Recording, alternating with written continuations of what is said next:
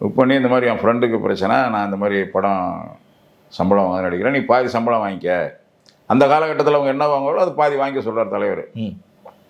நானும் இலவசமாக பணம் வாங்காமல் நடித்து தரேன்னு சொல்லி இருவரும் சம்பளம் பெறாமல் நடித்து கொடுத்த எங்கள் தங்கத்தில் திரைப்படத்திலே வந்த லாபத்திலே மீட்ட வீடு அந்த வீடு, கோபாலபுரம் வீடு. அதனால யாருக்கு சொந்தம்னு நினைக்கிறீங்க?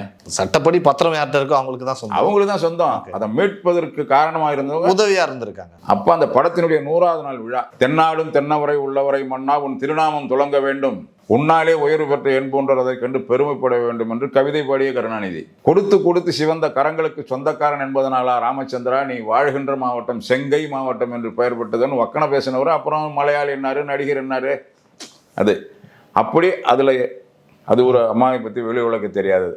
இந்த சம்பவத்தையே தியாக தலைவி சமீபத்தில் சொன்னாங்க.